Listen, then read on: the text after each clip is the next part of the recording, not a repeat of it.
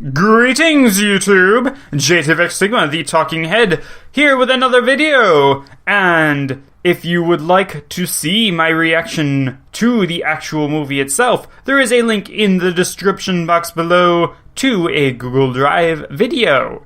And that is what you're probably really here for. Does anybody actually care about my, actual opinions? Whatever. If you stick around after the actual intro, there will be a ton of spoilerific talking about the movie and whatnot. See you there!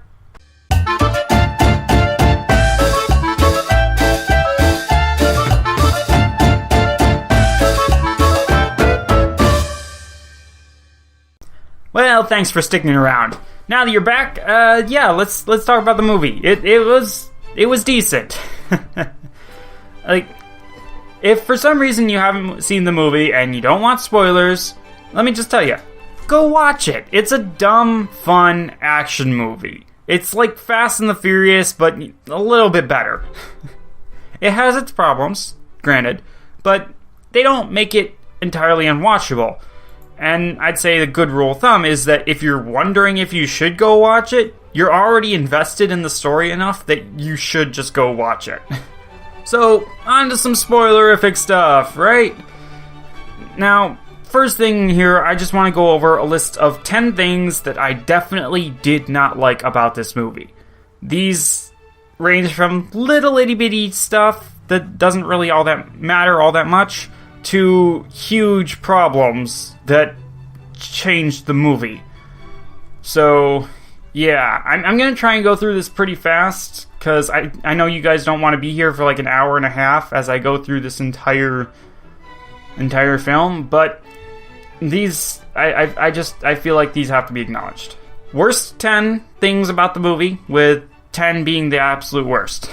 Number 1, lack of Dinobots. They promised us Dinobots in the last film, and now in this movie, they're not really even there. Like, they name drop Grimlock, and then they're gone. They have no bearing on the plot, they get no development, they might as well not even be there. Number 2, the Decepticon recruitment scene. Now, I don't necessarily mind the Suicide Squad type thing, like, I thought that movie was fine-ish, but here it just felt very out of place. It was funny, it had its funny moments, but I don't think it should have been funny. I don't think a scene like that should have been humorous. It should have been very serious. It was a great idea, I felt, but it was executed terribly. Number 3, the explanation of Quintessa's plan. I don't, the Earth is Unicron, right? And the human scientists might not know that yet, but we know that in the audience, so how does all of this work? It's cooling the Earth's core? Are they stealing the energy or something? I thought they were trying to rebuild their planet. How does energy help them? They should be, stealing our metal, shouldn't they? The actual metal from the core. And what's with the alien obsession with our core? Just recently there was Independence Day Resurgence had an obsession with the core. And, this movie in itself with the way it's set up, it kind of steals from the movie The Core that had Aaron Eckhart in it, and that's a terrible movie to be stealing from. I mean, it also starred Stanley Tucci, so I don't know. The entire science behind the explanation was complete bullshit, so it just why? Number 4, we get very few answers regarding characters and events. Pretty much everything to do with the Knights is just left up in the air. We're not given any names for them. I mean, we know Steelbane, Skeletron, Dragonstorm. We know those from the toy line. They're not really name-dropped in the movie itself. The 12, they're only referred to as the 12 Knights, or the Knights of Quintessa, or something like that. And the Dragon. That's what it's called. It's just called the Dragon. It's not called Dragonstorm, it's the Dragon. So we're not really told anything about that, and all the mythos regarding the Knights is just kind of left vaguely implied. There's no real answers. And similarly, there are Autobot characters who just appear and disappear for no real reason. Kind of like the Dinobots, but worse. And there's also major issues with the timeline. Like, we get to see pictures of Optimus and Ironhide from the past doing important things, but if you go back to the first movie, while they don't explicitly deny anything that happens in this movie, it feels very odd to see that Ironhide and Optimus Prime specifically arguing about whether or not they should be protecting humanity, and they've apparently forgot about the fact that they've been doing that for centuries. Number 5, the Nemesis Prime arc. Like, I don't think I can overstate this enough that they handled this very badly. Nemesis Prime has been a pretty decent part of the mythos for a few years now, but he's always been separate from Optimus. And I feel like, number 1, combining Optimus and Nemesis into one character is kind of a bad idea, but number 2, the way that they handled it was just bad. It was just over too quick, there wasn't enough time to develop it, and it never felt like it was very important or serious to the plot. Like, you always knew that Optimus was going to come back. And while that's okay in a TV series where status quo is God, in a live-action film series where the status quo should be constantly changing between the movies, like each movie should have a different thing going on for it, it felt wrong. There's also the fact that apparently they cut it down pretty significantly, because in the trailer they had a line like, there was a specific line in the trailer that I really liked that wasn't in the movie, and that was something like, "For my world to live, yours must die." And I felt that was a really good line. And then it wasn't in the movie. And I felt like cutting out that line specifically just really did not do Optimus's characterization any favors at all. It didn't work. Number 6, killing off the Decepticons. They have done this in every movie, and I hate it. It makes for very lackluster villains and very overpowered heroes. And in that sense, they are even worse than Marvel when it comes to bad villains. I mean, we've pretty much gotten rid of all of the good, main Decepticon characters. We've lost Starscream, Soundwave, Shockwave. We almost lost Megatron, and they gave us Galvatron. Now we're back to Megatron.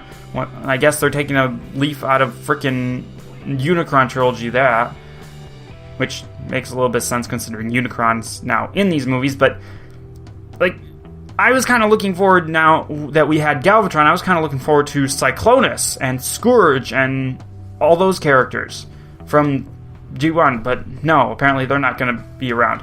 And what does it even matter?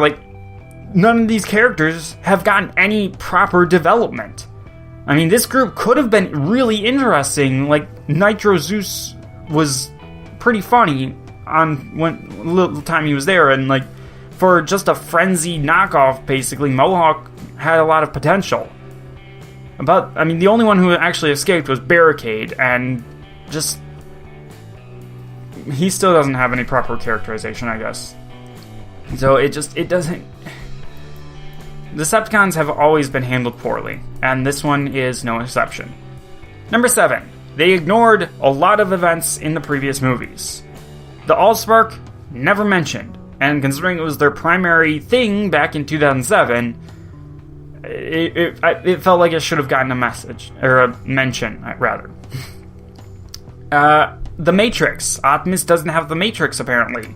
It wasn't shown, at least. I mean, it wasn't in Age of Extinction, but still important. And they never explore Quintessa's relationship with the Dynasty of Primes that was mentioned in Revenge of the Fallen. They pretty much ignore everything about Sentinel Prime and his plan, even though they show us the arc. And stranger still, there was a lot of stuff from Age of Extinction that was just straight up ignored. Stanley Tucci's character, Joshua Joyce. Why does he look like Merlin? Was he a descendant of Merlin? Is he dead now? And why wasn't an Autobot watching him like Hot Rod was for Vivian? What the heck? Where's the seed? Did Optimus drop it off before he became frozen? Was he on his way back to Earth when he got frozen? We don't know.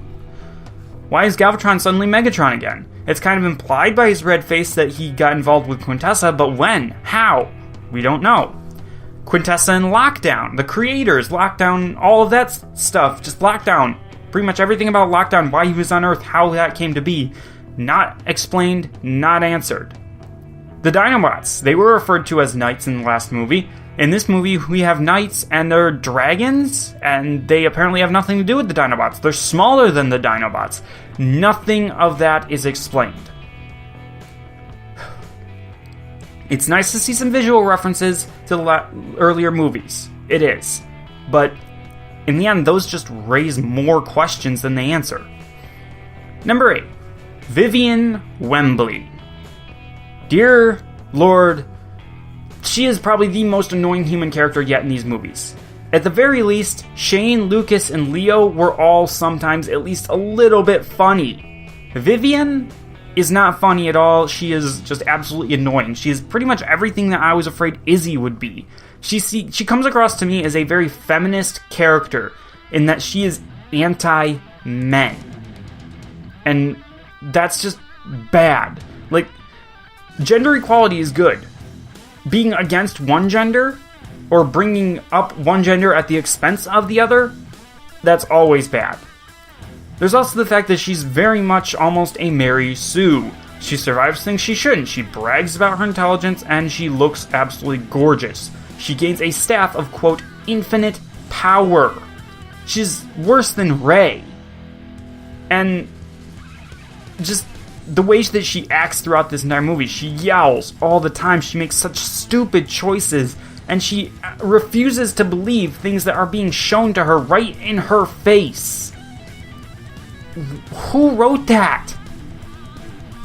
And that's not even getting into her entire romance with Cade. Like, at least Sam and Michaela had a few days to get to know each other first. This just came out of nowhere, and they even admit that they didn't know each other a few hours before. So why are they on a date? It's just ridiculous to me. Number 9. This movie was overstuffed. There's just no other way to put that. You could have gotten at least 4 movies out of this. Alright, and I'll even show you. You could have gotten a smaller scale movie about Cade, Izzy, and the Autobots going up against the TRF. Very character driven, a chance to show both sides have a point, and a chance to explore something really good that was brought up in the last third about how the rest of the world gave up on the Autobots. Not Cade, the rest of the world. I actually really liked that, except for the fact that it wasn't really shown. So, yeah, you could have done that. You could have had a Decepticon Suicide Squad type film. Like, they just kind of brushed that over and they just kind of shoved that in there, but they didn't really explore it all that well. And it isn't the best concept, but it's actually a pretty cool idea, and it also kind of would have allowed you to explore the Decepticons, develop them as characters, and show us that they're not completely evil. That is probably the worst part about them just killing off all the Decepticons, is that every single time they all seem like they're just completely evil. Thirdly, for movie-wise, you could have had an entire movie about Nemesis Prime and how Optimus becomes Nemesis Prime and becomes evil. Like, they butchered this worse than the Dark Phoenix saga in X-Men. And it's probably the best concept of the actual movie. And they just completely brushed it aside. And, I mean, this would have been a chance to explore the lore of the Primes, to give so much more character to all of them, including Sentinel, not even though that he's dead. And, like, they could have pulled a Civil War and just kind of gut-punched us. Like, what if Optimus had killed an Autobot? Like, that would have been amazing. Would have been huge. And, like, they didn't even need to redeem him at the end of that movie. Like, they could have had him escape. And they wouldn't have even necessarily needed to show us Quintessa until, like, post-credits scenes. That would have been awesome. Would have been amazing. And of course, the fourth possible movie is all that Arthurian stuff and all of the knights and everything, the timeline, the Wiccans, and just all of that stuff. That would have been like their Avengers movie, and then they could have shown Unicron in the post-credits of that one, and it would have been amazing. And they would have had just so much they could have done moving forward. Everything that I have just talked about pales in comparison to number 10, and that is the executive meddling that it was blatantly obvious throughout the movie. And pretty much everything that I've already mentioned, it's a symptom of this. It's a symptom of something that's been going on since I would say Dark of the Moon. Maybe even earlier. I don't, like, it might have been going on the whole time, and it's just, like, Dark of the Moon got lucky in how good it was. And the rest, and the first movie was okay, and Dark of the Moon got lucky, and the rest of these movies are just an example of just what's actually happening. I like, number 9 was overstuffed, but this movie was originally supposed to be 2 separate movies. And that's not enough, obviously, but that still would have been better than what we got.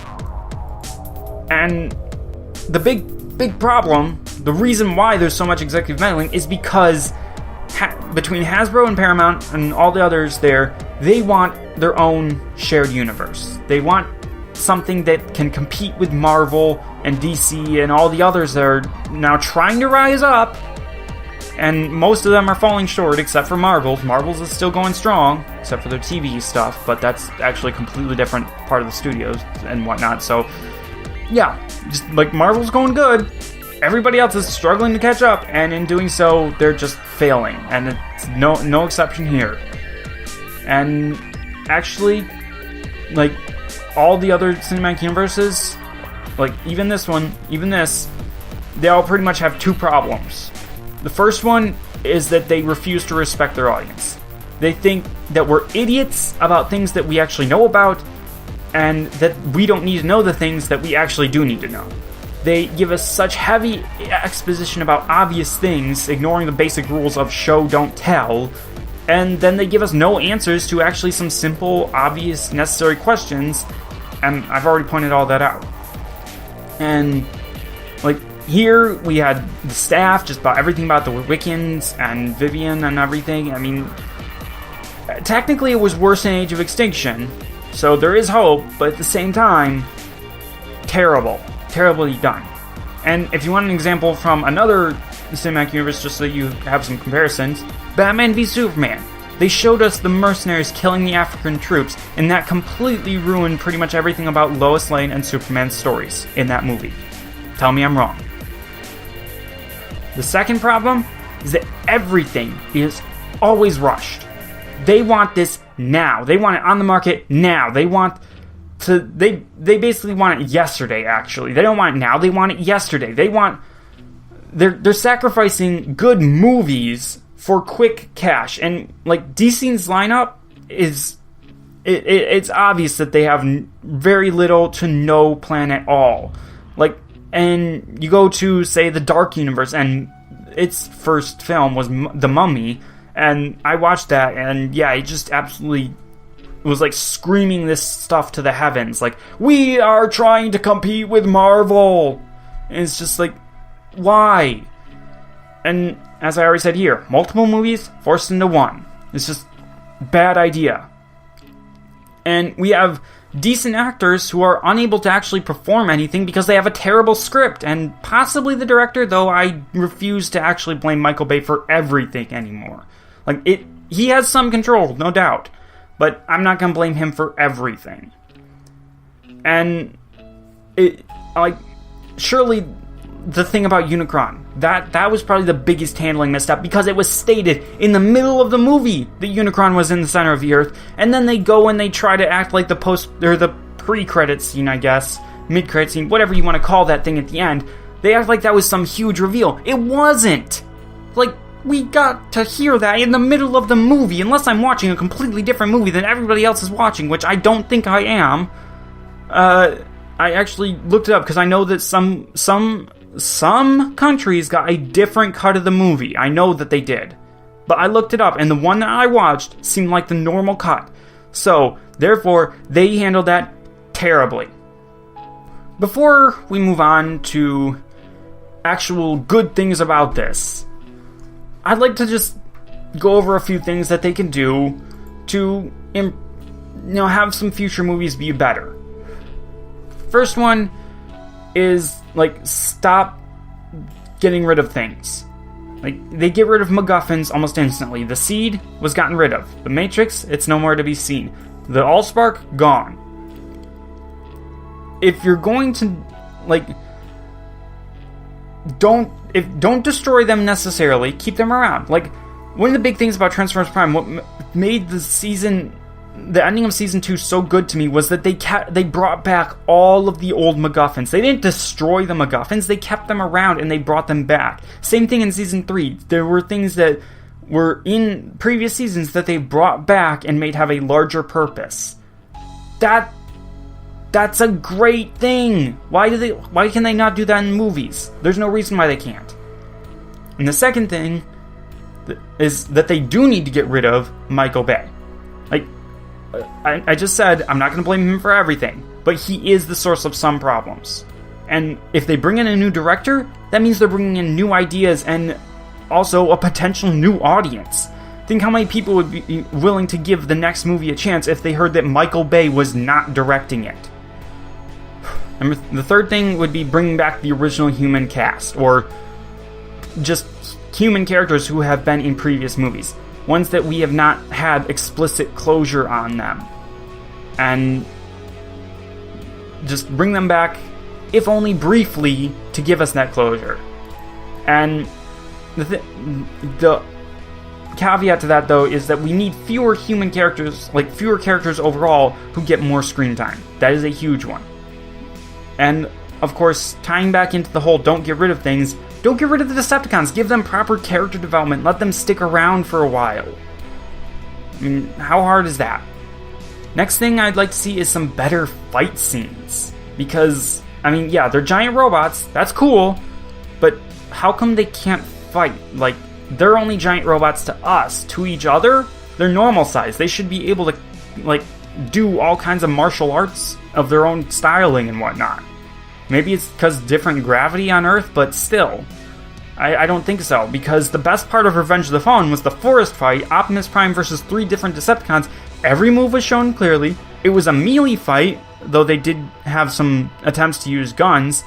And this was just an out-and-out brawl with kicks and punches, and they were throwing each other around. It was amazing.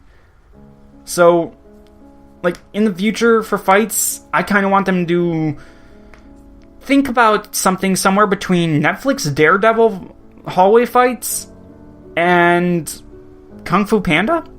Like, Kung Fu Panda actually did a really good bunch of fights. So, somewhere in between those two, that's where you need to be. For previous movie stuff, I want to see some more human Autobot cooperation like in Dark of the Moon. That was amazing to see. I want to see it again. I also want to see them bringing in more of the comic book stuff. The culture, the colony worlds, the religions, and the what do they call it? The Conjux Endura or Amica or whatever. And the whole thing about the false primes versus the true primes. Like, that seems like a perfect way to deal with Quintessa versus the dynasty of primes. One of them is real prime. One of them represents the real primes. One of them represents the false primes. I don't care. Dead Universe. The Dead Universe was a big part of the comics for a long time. It was basically their Thanos. And so, I'd really like that. I'd also like them to bring in some more of Fembots. But not like RC sexy bots. I'm talking more like, say, Strika or Strongarm from the Robots in Disguise cartoon. Those type of Fembots who are able to stand on their own as characters and not be objectified in any kind of way. Or if they want to go with a fembot like RC, like, go for, like I said, the comic book version, where it's like she is just completely crazy. I don't know, just make it good female robot characters. And also, bring up the war that happened on Cybertron. We've barely gotten anything about that. We got a little glimpse in the first movie. We got a bigger glimpse in Dark of the Moon, but we've never really seen it. All this talk about, you killed your planet, and it's just like, well, okay, who do we believe? We don't know about that stuff. And finally, of course, if they want to do a cinematic universe, just, like, reboot the G.I. Joe movies. They got close with the second movie. They got really close to making it good. They failed, but it was very close. And there are other things they could bring in, too. Like, in the comics, they have this, like, ROM and Mask and all these other things that are just so amazing that they could do. And why not do it? So, now we can talk about all the things that I actually did like. Oh, there is a lot. First things first, I loved how many characters they did bring back. So many of them. Alright, let's do a head count. From the Autobots, we have Hound, Drift, Crosshairs, Bumblebee, Optimus Prime, Wheelie, Topspin, and possibly, I think, Roadbuster, Grimlock, and Slug.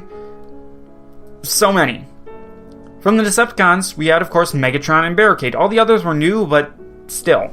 And from the humans, we had Simmons is back, Lennox, General Morshower, Cade.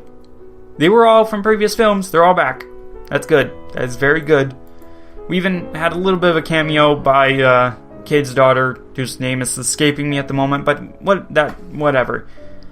Speaking of cameos, like all the other stuff they had, you had Starscream's head, you had Ironhide in a photo, you had Sam in a photo, you had Sam's ancestor, Archibald Witwicky, in a photo. Amazing! More stuff like that. Why is that so hard to do? Apparently it's not, but yeah, I love seeing it. I really, really love seeing it. Second thing that I loved, the villains! Like I said that we don't get much development for the Decepticons, and we really don't, but they're still pretty awesome. Nemesis Prime was such a scary concept. I mean, Optimus is the most powerful Transformer alive, so turning him evil pretty much means that humanity is about as close to screwed as it's gonna get. I really wish we could have seen him more, and what we did see was pretty fun. And then there's Megatron, who is back and more awesome than ever. Like, he almost killed Optimus with his own sword after getting his arm chopped off. That is amazing. That is, like, 10 levels of badass above his Revenge of the Fallen performance. Excuse me. I loved that. And I also really I really hope that he keeps his cool new design. I have doubts that they will, but I really hope that they do. And I'm glad that they have Frank Welker back voicing him. That is always going to be good. I have heard complaints about Frank Welker's voice not being menacing enough or like as evil sounding as Hugo Weaving's voice. I personally think that that's a good thing. Megatron in most other incarnations is portrayed as having a little bit more of a sympathetic edge to him, except maybe G1, but most of the other versions do show him as having some sympathetic parts to him, and I really hope that they bring that in future movies. And I really liked that moment that he had with Starscream's head, where he was basically like it was like Hamlet or whatever. It's just very cool, very nice little soliloquy there, and I loved it. Quintessa was also very cool. Like, Megs and Nemesis Prime, they are very cartoony in how they act and stuff. Quintessa's not. Like, she is just not. She is threatening, she is creepy with her look, and just the way that she roars. Like, most of the time her voice is very feminine, but then there were times when she would like roar and it would sound like they had some guy doing it. So it was crazy and awesome. And like her powers, I mean, lightning, she basically controlled Cybertron with her, like, moving her hands. Just like, ching, chains shoot out of the wall. And like she brainwashed Optimus and she can teleport like the Fallen could. That kind of lends credence to the idea that she is a Prime. And I also like the fact that she doesn't die, so that way she can reappear. And I also like that, much like how I said I want them to do with Megatron, Quintessa's not explicitly evil. She is ruthless, but she is not necessarily evil. Her goals are to restore Cybertron and put things back on track. Moving on to other things that I really liked about this movie. I loved some of the new Autobots.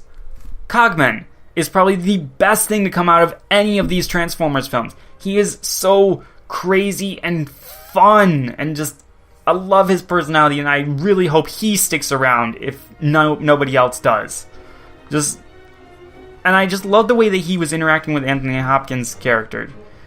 They were both very quirky, very crazy. They were a great comedic duo that actually were the driving force behind the plot. So, I loved all that. I also really surprisingly liked Hutterud. I might have said that wrong. Whatever. Hot Rod. Like, he's probably on my favorite list too, because, like, I don't really mind the accent, because he still has the personality of Hot Rod that I want. He is brash, vain, confident, he's Hot Rod. And I also love his weapon. Like, a time gun. Who came up with that? That is the person that I want in charge of the writing. The person who can come up with a concept like that? Brilliant. Next up, we have the knights, the mythos of them, and just, at least as I understand it. So, I mean, we have a staff of ultimate power that is, like, the best MacGuffin. Like, I mean, giving it to a human, that's a bad idea, but having this staff of ultimate power that is the thing that the characters are going to be continuously striving for, that's a good thing. And I like their backstory of how they were betrayed by their deceiver / false god, and then so they hid away on Earth, a place where most Transformers actually wouldn't go because of Unicron. And then they saw how awesome humans could be, and they were like, hey, let's help these guys out. And when Camelot ended, they just kind of hid themselves away, and the Wiccans protected them. And that is just so cool. This is so cool. It's actually better than just, okay, here's the good guys, here's the bad guys, and the good guys happen to crash land on Earth at just the right time so that they could become our defenders. Like, that's like the old style of doing it. This is the new style, and I like this better. I also like everything that happened in the junkyard. Just the way that they did the Autobots. Hound is hilarious, and Day Trader, he's kind of gross, but he's also hilarious, and he actually contributes something in that he brings them the ship. I like that Crosshairs remains kind of like tsundere to people. It's great. And Drift being somewhat hypocritical in that he's like, calm, meditation, I am at peace with the universe. Die! Die! Die! Just flies into a violent rage. It's just hilarious. And Izzy, surprisingly enough, I thought I would hate Izzy before I saw this movie. I thought I would hate her, but she actually turned out to be really great. She was fun, she was reasonable, like, in that she was a reasonable character to have. So she's spent a good portion of her life living in this post-apocalyptic area, learning how to survive.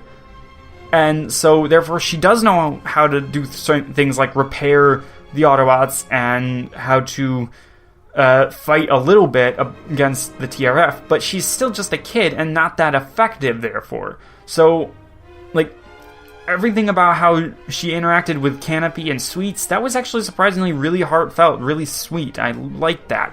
And the way she was interacting with Cade was also great because it showed off great character between both of them. It really did remind me a bit of Logan with X-23 and Logan Wolverine. And specifically, I love the part how Cade calls Izzy, he calls her bro. Not sis, which would make more sense. Bro. It's really, like, nice. I also like the little touch of, even after she goes to the junkyard, she's sleeping outside. She does that twice, and it really just shows off how, like, what she's been through. And I also like her more sarcastic sense of humor. Two more things, but the first one is I really like the music. I've heard that this movie does not have standout music. That is wrong. It has very subtle music. It's very Hans Zimmer in that way. Like, somewhere, not quite Man of Steel, but more towards The Dark Knight, I think. I don't know how to put it, but it's very subtle. It's in the background. You don't notice it at first, but when you go back and you listen to it, it's perfect. So I really, really like that. And I also like that they bring over some music and musical cues from the previous films. The thing that unites all these films together for me is the Arrival to Earth music. That score has been a part of these movies since the very beginning, and it has reappeared one time in each movie And this one is no different. He comes back when Optimus decides to fight, and he tells the Knights that he would never betray them again. It's amazing. I love it. And I also heard the Scorponok military type theme in here at certain points, which I thought is really cool. That one had some very heavy drums, and it's very different from a lot of the other ones. Or, not drums, like, what was it, brass? I don't know. Like, the first movie had a very different soundtrack to all the other ones, and I loved it. So anytime they bring that music. And they also had a third one, and probably my favorite, next to Arrival to Earth, is, I call it the heroic entrance theme. In the first movie, it played when Optimus came out of the alley to fight Megatron. And that plays a couple of times in this film. Plays during the final battle, but also in the beginning of the movie, it plays when Bumblebee comes in to fight TRF. So that's really cool. They also had some of Dark of the Moon's tragic-sounding themes mixed in there towards the end of the movie, and I really loved hearing that. So the last major thing that I really liked in this was the fact that they put Unicron in the Earth's core. That's a reference to Transformers Prime, and I always love references to Transformers Prime. They handled it badly, but it's such a great thing for them to do. It has a lot of promise for the future movies, and I mean, it's hard to imagine like how much destruction this is going to bring, but hopefully everything pans out and future movies work out really nicely. So, final thoughts on this movie. There were a lot of missed opportunities with this movie. There just were. And I feel like executives and the way that they influence movies continues to just be the bane of Hollywood and the bane of all audiences. And this is not a deep film. Like, there are deep films that will make you think. And even, like, a lot of action movies, you'll just walk away from it and you'll be thinking, you know, I disagree with this character, I agree with this character. Like, you go on and you'll really think about it and all that. That is not this movie. This movie is just pure fun, though. It's something that's good to sit down for a couple hours and just turn off your brain and just watch it and have fun. And I like that. It's not the greatest thing ever, but I like it. And I actually really like this movie better than Age of Extinction. And anybody who tries to tell me otherwise, I'm not gonna listen to ya. So, feel free to let me know what you guys think. Did you actually enjoy this movie? Did you hate it? Do you have any hope left at all for future installments, or are you just giving up on the franchise entirely? Just, yeah, tell me about it. Tell me all about it in the comment section. We can start all our flame wars and conversations down there. It'll be so much fun. In the meantime, I've got other things to do. See you later!